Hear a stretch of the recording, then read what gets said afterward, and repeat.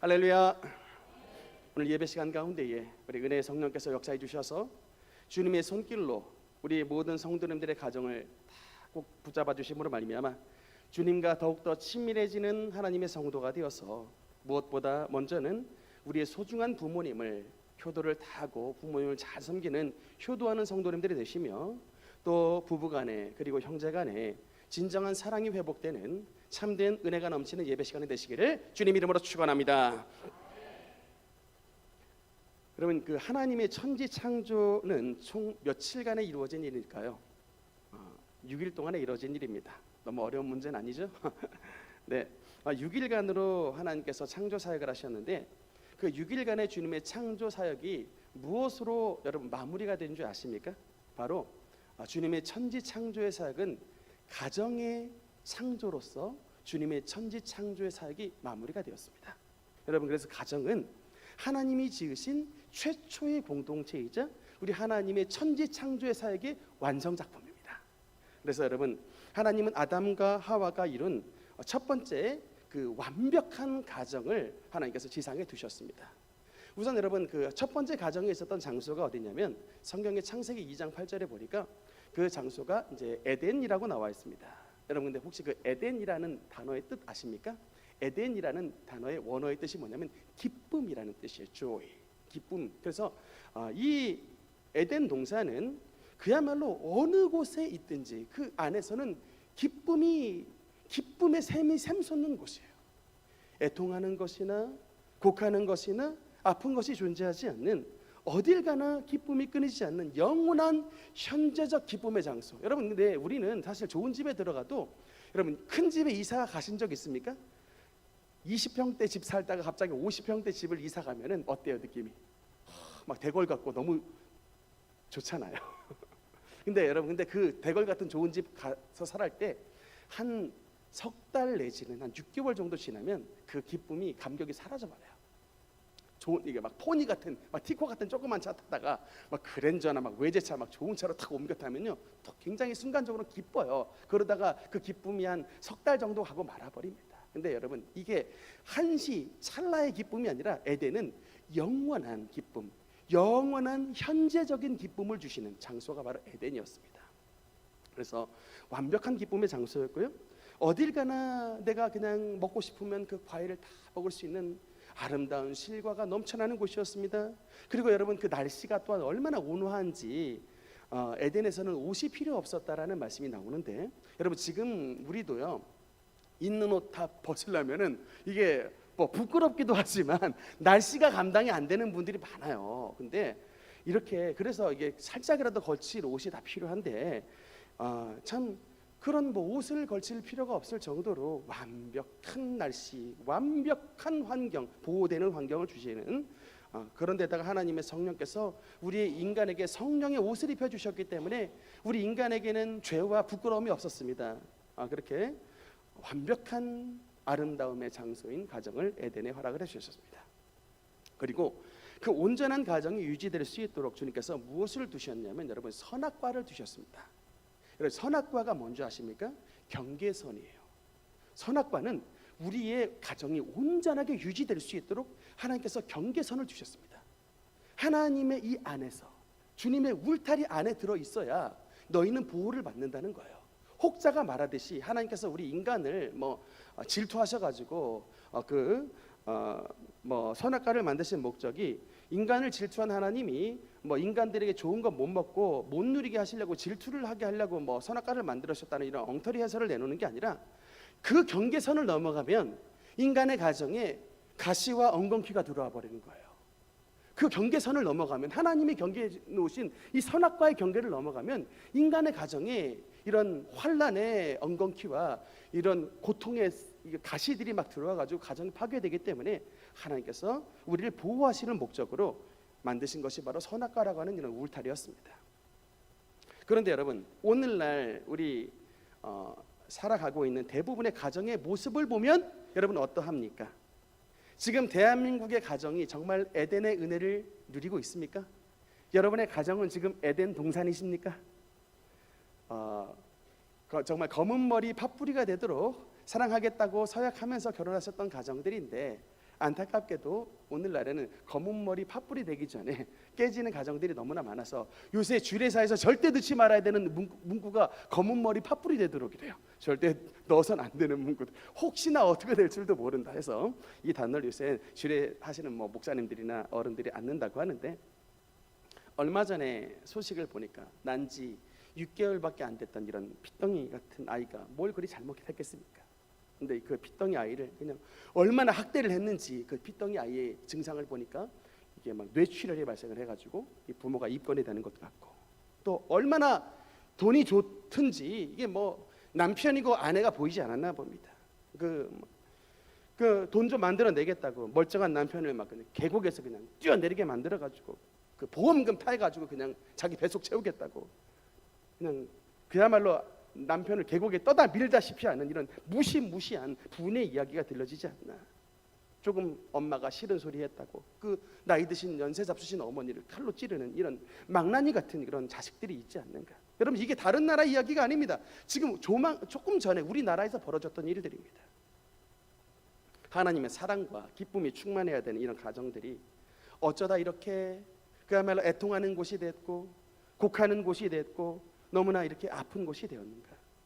여러분, 지난 우리가 이제 3년간의 코로나를 겪었는데 통계가 나왔습니다. 어떤 통계가 나왔냐면 전 세계적으로 알코올 섭취량이 50%가 증가했답니다. 그리고 미국 같은 경우는 마약 중독자가 39%가 더 늘어납니다. 그리고 53%는 스트레스 지수가 더 올라갔고 정신 건강의 문제는 32%가 더 올라갔고 우리나라의 경우는 청소년 자살률이 50% 이상이 증가했습니다.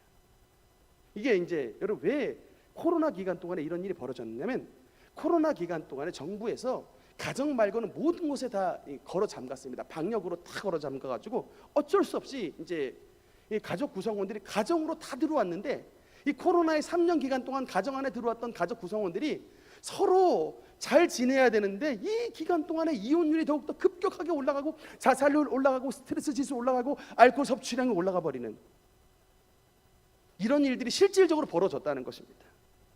한마디로 지금 우리 사회의 모습은 뭐냐면 에덴의 상실입니다. 하나님이 만들어 놓은 아름다운 에덴 동산을 잃어버리고 그야말로 이제 온 가정이 뭐냐면 마귀가 설치해 놓은 이 지뢰를 이게 팍팍 밟아가지고 온 가정들마다 마귀가 매설해 놓은 지뢰가 그냥 막 터져버리는 참 이런 현실을 지내고 있습니다. 특히 여러분, 가정에 사탄이 매설해 놓은 가장 센 지뢰가 뭐는가라고 물어본다면 저는 단연 부부 사이의 갈등을 들을 수 있습니다.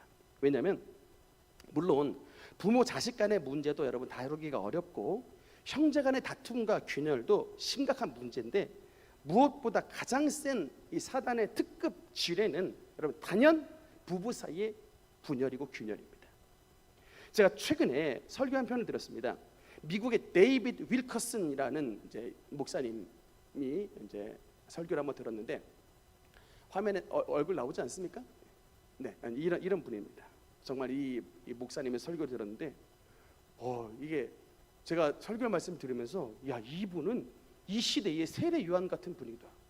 설교가 얼마나 막 강력하면서도 얼마나 막 능력 있게 설교하시는지 막 정신이 번쩍 나요. 엄청난 능력으로 막 설교를 하시는데 그날의 주제가 뭐냐면 이혼에 대한 주제였습니다. 여러분, 요사이 미국 사회에서 어지간한 목사님은 이혼 설교하지 않습니다. 왜냐하면 미국 사회에서 오늘날의 이혼이라는 건 식당에서 밥 먹으러 가는 것처럼 너무나도 흔한 일이 되었습니다. 제가 예전에 한 7년 전 정도에 라스베가스를 갔던 적이 있는데 여러분, 혹시 미국에 라스베가스 다녀오신 적 있으십니까? 저는 갔다 왔었거든요. 라스베가스는 이게 밤의 모습과 낮의 모습이 정말 달라요.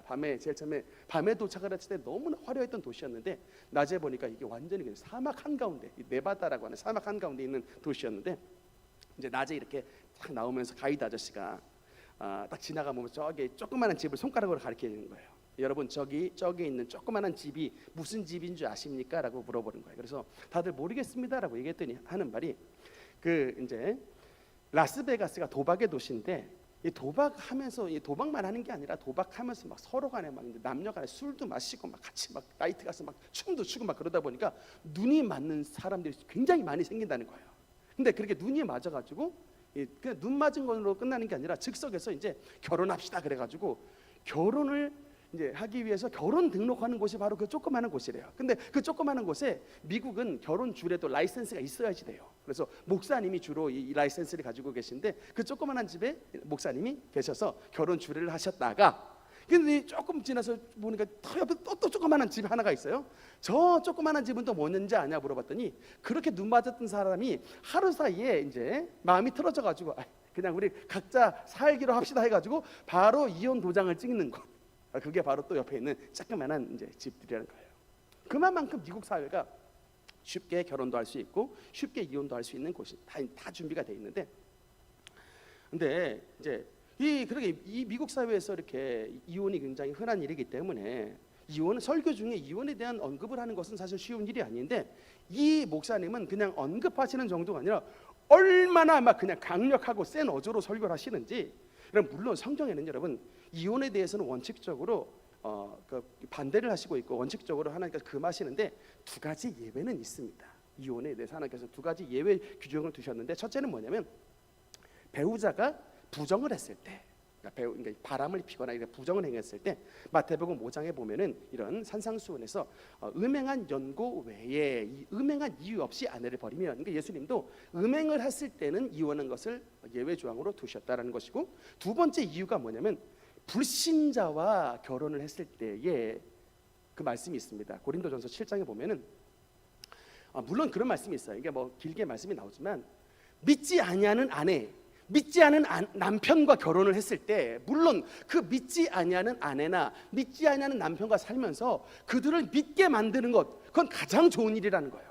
가장 바람직하고 가장 좋은 일인데 문제는 그 다음 말씀을 보면, 그러니까 이 믿지 아니하는 사람이 믿는 부인을 너무 신앙적인 이유 때문에 괴롭혀요. 너무 신앙적인 이유 때문에 괴롭혔을 때 15절의 말씀에 보면 그럴 때는 혹 믿지 않은 자가 갈리거든 갈라지게 하라라는 말씀이에요. 그러니까 뭐냐면 하나님은 되도록이면 안 믿는 사람도 구원해서 같이 살기를 원하시지만 혹여 이 믿지 아니하는 이 남편이 믿는다는 이유 때문에 부인을 너무나도 구타하고 괴롭히고 힘들게 했을 때, 그럴 때는 하나님께서 이 둘 중에 누구의 손을 들어주시느냐? 믿는 사람의 손을 들어주시는 거예요. 믿는 사람을 보여주신다는 겁니다. 이렇게 예외 조항은 있어요. 이렇게 두 가지 정도의 예외 조항은 있지만, 그러나 하나님은 화평 중에 너희를 부르셨기 때문에 되도록이면 믿지 않는 사람도 너로 말미암아 믿어서 하나님의 자녀 만들라는 것이 하나님의 대원칙입니다. 믿으십니까? 근데 여러분 슬프게도 이제 이 목사님께서 이제 설교를 하실 때 막 데이비드 윌커슨 목사님은 막 피를 토하는 심정으로 설교를 하시는데 뭐라고 하냐면 깜짝 놀랐어요. 마약 없잖아. 불량 청소년들이 모든 그 영향력을 합쳐가지고 그 마약 없잖아 불량 청소년들이 그 영향력을 합친 것보다 우리 10대 청소년들을 마약과 섹스와 술로 이끄는 게 바로 이혼한 부모님들의 그 이혼 사건이라는 거예요. 그 사건을 선포하는 거예요. 그러니까 우리 생각에는 이런 나쁜 마약업자라든가 질 나쁜 애들이 우리 아이들을 유혹해가지고 그렇게 뭐 술이나 마약이나 성범죄로서 안 나을 것 같지만 실제로 그 아이들에게 그런 죄의 문을 열어주는 것은 부모님의 이혼이라고 하는 통로였어요. 얼마 전에 제가 여러분께 한번 지난주에도 말씀을 드렸습니다만 우울증 갤러리를 전 들어가 봤습니다. 우울증 갤러리, 오늘날 자살을 일으키는 우리나라의 대표적인 이 문제 사이트가 우울증 갤러리인데 도대체 어떤 곳인가 하고 들어갔더니 거기에 프로필이 나와 있어요. 제가 10명의 프로필을 읽어봤습니다. 한 사람은 뭐 실직, 한 사람은 뭐 어떤 연애하다가 뭐 실현당하고 이런 이야기들이 다 나왔는데 첫 번째 나왔던 스토리는 전부 공통점이 뭐냐? 결손 가정의 아이들이었어요. 다 이혼. 그 다음에 그 두 번째 스토리가 나왔었습니다. 제가 그래서 이게 뭐냐면 이 미국의 이야기가 아니라 오늘날 대한민국 사회도 버젓이 벌어지고 있는 일들이다라는 것입니다. 저도 그래서 예전에 남부지방법원에 어떤 법원 일을 처리하느라고 갔었는데 2층에 올라가니까 사람들이 막 벌떼같이 모여 있어요. 벌떼같이 모여 있어가지고 이게 도대체 왜 사람들이 이렇게 많이 모여 있는가 봤더니 이제 이혼 조정 신청 날에 그 이제 숙려 기간이 있는데 그때 모여 있는데 정말 농담 안 하고 여러분 벌떼같이 많더라고요. 근데도 얼굴 표정에 어두우신 분들이 다 없어요. 할 수 없다. 다 그냥 다 체념하신 얼굴들이었습니다. 그러면서 이 목사님께서 하신 말씀이 진리는 변함이 없다라는 거예요. 나는 여러분 말라기 말씀을 보면 나는 이혼하는 것과 옷으로 학대를 가리키는 것을 미워한다라고 말을 했습니다. 여러분 이 복음이 오늘날 교회 안에서 제대로 선포돼야 돼요. 그러니까 여러분 하나님께서 기뻐하시지 않는 일입니다. 여러분의 가정이 파괴되면 여러분의 부부 관계만 파괴되는 것이 아니라 여러분의 부부 사이에서 났던 자녀들의 탈선의 길로 밀어 넣는다는 거예요. 실제로 그런 일이 오늘날 대한민국 사회에서 버젓이 일어나고 있습니다. 여러분 그래서 제가 얼마 전에 우리들 교회 김양재 목사님의 설교를 듣다 보니까 이분이 여자 목사님이신데 그렇게 참 가정사역 세우기 위해서 애를 많이 쓰는데 뭐라고 권면하냐, 그냥 그 혼인신고서 입에 물고 그냥 집안에서 쓰러져 죽으래요. 혼인신고서 물고 그냥 차라리 엎어져 죽을 망정 절대로 이혼서류에 도장 찍지 말라. 지키라는 거야. 하나님께서 주신 가정을 지켜라. 하나님께서 주신 가정을 지켜서 여러분 가정도 지키고 자녀도 지키고 우리 사회도 지키고 교회도 지키는 이런 하나님의 지킴이 우리 교회 안에서 역사해야 된다는 거예요. 세상 풍조에 쉽게 휘말리지 말라는 거예요. 하나님은 기뻐하시지 않는다는 거예요.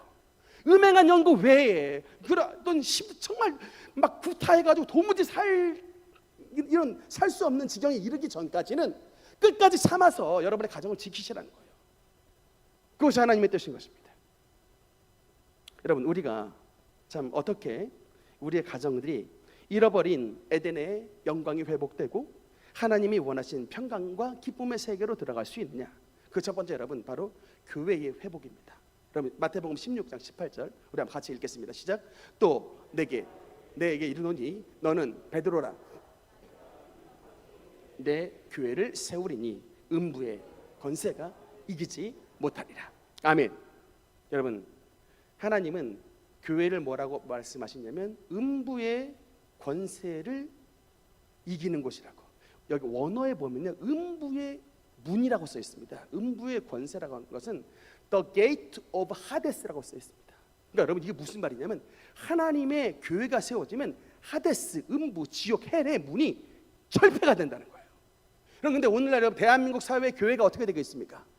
여러분 지금 대한민국 사회 코로나 3년 기간 동안 대한민국 안에는 교회가 10,000개의 교회가 문을 닫았답니다. 원래 코로나 시국 이전에 대한민국 교회는 총 6만 개의 교회가 있었는데 코로나 3년의 기간을 거치면서 대한민국의 교회가 10,000개의 교회가 문을 닫았대요. 여러분 이게 무슨 말입니까? 그 기간 동안에 막 술집들은 늘고 여러 유흥업소들은 늘어가는데 대한민국의 빛을 비치는 교회가 6만 개 교회 가운데서 10,000개가 없어졌다. 여러분 이 말은 세상에 음부의 문들이 도처에 생겼다는 거예요. 여러분 음부의 문이 뭡니까? 지옥으로 들어간 출구예요. 우리 자식들을, 우리 사랑하는 아내를, 우리 사랑하는 청년들을 지옥으로 보내는 그런 지옥의 문들이 사방에 열리게 됐다는 거예요. 여러분 그래서 교회가 살아나면요 여러분 대한민국이 살아나고 음부의 문이 닫히게 됩니다. 그러나 여러분 교회의 문이 닫히면 음부의 문은 열려지게 되고 수많은 청소년들과 우리 자식들과 우리 가정들에서 음부의 문으로 지옥문에 들어가는 사람들이 너무나도 많이 생기게 되는 것입니다. 여러분 혹시 그거 아십니까? 교회와 가정은 운명 공동체입니다. 따라합시다. 교회와 가정은 운명 공동체다. 여러분 교회와 가정은 하나의 묶음이에요. 그러니까 여러분 그래서 우리가 나중에 뭐 지방으로 이사를 가든지 어디 갔을 때 좋은 교회를 찾아가야 되는데 좋은 교회를 구별하는 중요한 기준이 있습니다. 뭐냐? 여러분의 가정을 어떻게 대하는지를 보면 돼요. 그러니까 진짜 참 교회는 갈라진 부부를 하나로 만듭니다. 그거 참교회예요. 하여튼 가정에 문제가 생겼다 그러면 목사님이 발 벗고 뛰어가서 막 신방하는 교회, 아주 좋은 교회입니다. 참고로 우리 교회는 가정에 문제가 생겼을 때 토요일 밤 11시 반에 호출이 왔었을 때 신방을 갔던 적이 있습니다. 토요일 밤 11시 30분에 호출을 한다는 건 끝나고 났더니 주일 새벽 3시에 끝나고 왔어요. 우리 지축능력교회 좋은 교회입니다. 할렐루야. 이럴 때 PR 한번 하는 것이죠. 예. 근데 여러분 진짜 거짓 교회, 잘못된 교회의 특징은 뭐냐? 부부 사이를 갈라놓는 거예요. 하여튼 그게 여러분 표제입니다. 이 교회가 좋은 교회냐? 이 교회가 거짓 교회냐는 그 어떤 교역자들이나 그 교회 갔을 때 이 가정이 짜게지고 가정에 문제가 생기고 이렇게 됐다. 그러면 이건 정말 문제 많은 교회고, 그런 일이 생겼는데 한 번 목사님이 신방 올 액션 자체가 없다. 여러분 고민하지 말고 다른 곳으로 옮겨가세요. 그러나 그 교역자들이나 성도들이 가정에 문제가 생겼을 때 그 교회 권사님들이 그렇게 불철주야 기도해 주시고, 그렇게 목사님이 그냥 가정 방문해서 손 탁 잡아주셔가지고 이혼 도장 찍어놓은 도장 뺏어오고, 가정들 막 자식들 안수기도 해줘가지고 귀신 쫓아내서라도 그 가정을 회복시켜 주시는 그런 교회, 진짜 좋은 교회입니다. 여러분 JMS 특징이 뭔지 아십니까? 아주 가정을 쪼개는 1번 특징이 있어요. JMS에 대해서 제가 조금 아는데, 그 JMS 그 교회 인원 수가 여러분 3만 명입니다. 근데 그 젊은 그 3만 명이라고 하는 젊은 사람들이 전부 가족을 다 등지고 다 가출했던 사람들이에요. 그냥 그게 옳다고 가르칩니다. 집에 나와서 우리 교회를 섬겨야 하는 구원받는다고 말해요. 여러분 그거 절대 엉터리 가르침이에요. 유튜브에 보니까 막 신천지 막 자기 막 가정을 배반해서도 신천지 들어와야 구원받는다고 하는데 새빨간 사탄의 거짓말입니다. 여러분 하나님은 우리의 가정을 회복시켜 주시는 거예요. 예수님은 우리 가정을 회복시켜 주시기 위해 십자가에서 자신의 목숨을 들이셨습니다. 그래서 교회에서 신앙생활 잘하시는 분들 다 여러분 주님의 가정을 세우는데 앞장서게 되는 사람인 거예요. 제가 최근에 어떤 책을 읽었냐면 한국교회 처음 여성들이라는 책을 봤습니다. 그러니까 여러분 우리나라에 1890년도경에 이제 복음이 들어왔는데 1890년부터 이제 1900년대까지 우리 조선 사회에 복음이 전해진 이야기가 나왔는데, 그 이야기를 보니까 지금 여러분 우리 대한민국 기독교가 여러분 지금 1000만 명입니다.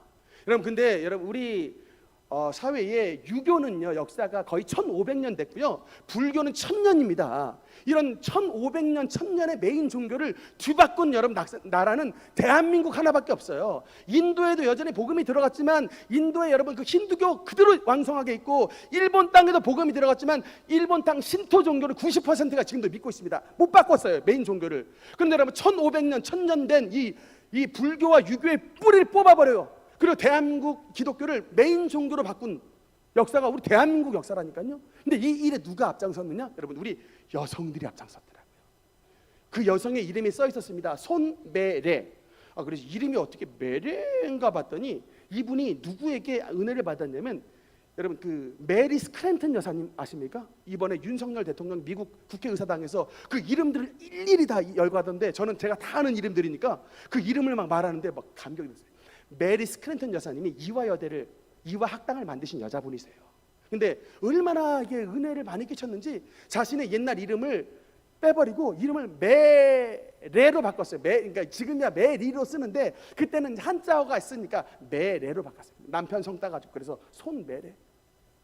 그분의 이야기를 봤더니 다른 게 아니에요. 여러분 옛날에 유교는 딱 한마디로 말하면 남녀 7세 부동석입니다.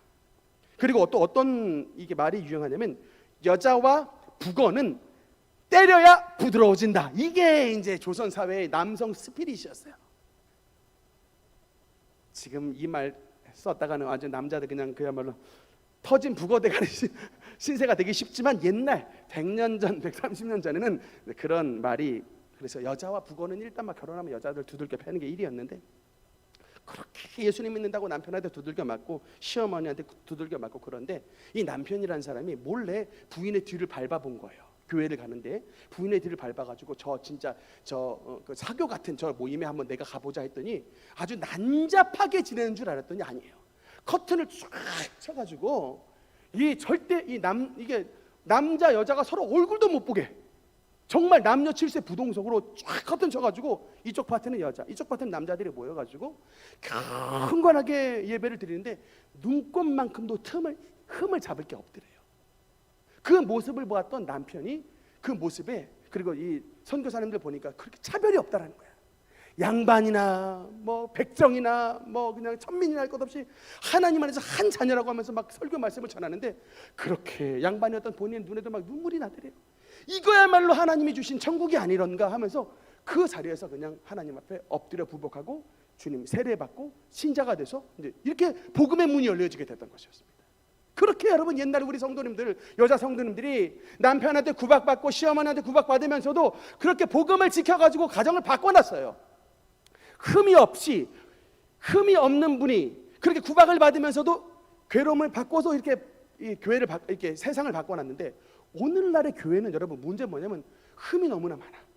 성도님들이 흠이 너무나 많아. 그런데 복음을 위해서 고난은 감당하지 않아요. 이게 정반대입니다. 옛날 분들은 흠이 없으면서도 고난을 감당해서 세상을 새롭게 바꿨는데, 오늘날 성도님들 흠이 너무나 많은데도 고난을 감당하지 않아요. 그러니까 교회가 바뀌지가 않는 것입니다. 서로 그냥 비난을 하고 있는 이런 형국 속에 살아가고 있으니 여러분 지금 어떻게 되겠습니까? 여러분 방법은 없습니다. 우리가 회복할 수 있는 방법은 없어요. 그냥 예수를 먼저 믿은 저와 여러분이 우리의 가정에 십자가의 복음의 씨앗을 심는 수밖에 없습니다. 여러분의 가정에 먼저 믿은 저와 여러분이 십자가의 복음을 그냥 먼저 심어야 돼요. 여러분 이게 가정의 원리가 뭡니까? 아이를 낳은 부모님이 낳은 자식을 키웁니다. 왜 부모님이 자식을 왜 키워요? 그냥 내가 자식을 낳았다는 것 때문에, 내가 먼저 태어났고 내가 자식을 낳았다는 이유 때문에 내가 우리 자식을 키웁니다. 여러분 이게 바로 사랑의 의무예요. 아이를 낳은 자가 먼저 태어난 아이를 키우듯이 먼저 믿는 저와 여러분이 사랑의 의무를 가지고 먼저 끌어안는 수밖에 없습니다. 그렇게 해서 복음은 태어나게 되게 되는 거예요. 여러분의 가정에. 여러분 다윗의 성장기를 볼까요? 시편 27편 10절 말씀을 보면 한번 같이 읽겠습니다. 시작. 내 부모는 나를 버렸으나 여호와는 나를 영접하시리다. 아멘.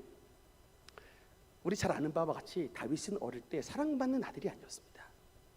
우리 생각에는 다윗은 이스라엘의 왕이 됐기 때문에, 여러분 근데 참 놀랍게도 다윗이라는 이름의 뜻이 사랑받는 자라는 뜻이에요. 다윗이라는 이름의 뜻이 뭐라고요?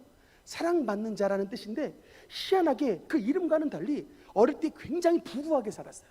오죽이 나면 시편 27편에 내 부모는 나를 버렸으나라고 기록이 났을까요?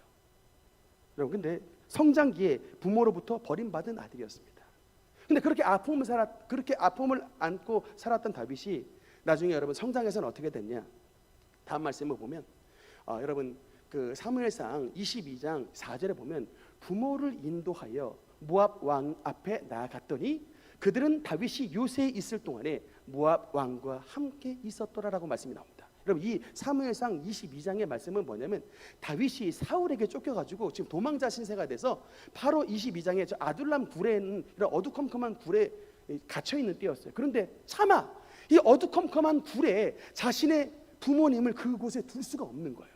그래서 누구를 찾아갔느냐? 다른 사람들을 다 냅두더라도 이 다윗의 노 부모님을 모시고 모압 왕에게로 인도하여 이 부모님만큼은 모압 왕에게 대접을 받을 수 있도록 길을 열어줬다는 거예요.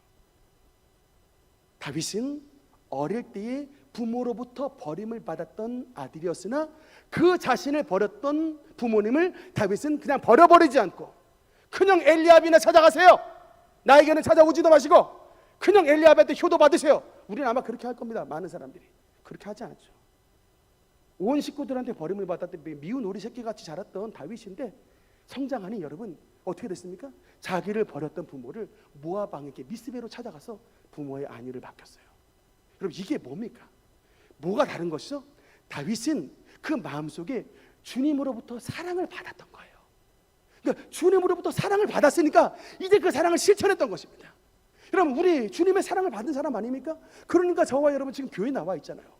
주님으로부터 사랑을 받은 사람들이 먼저 여러분 사랑을 실천해야 되는 사랑의 의무가 있는 거예요. 그래야 여러분의 가정에 있는 마귀의 사슬이 끊어지게 되게 되는 것입니다. 자꾸 옛날 이야기하지 말라고요. 여러분 다윗의 다윗됨은 바로 여기서부터 시작됐습니다.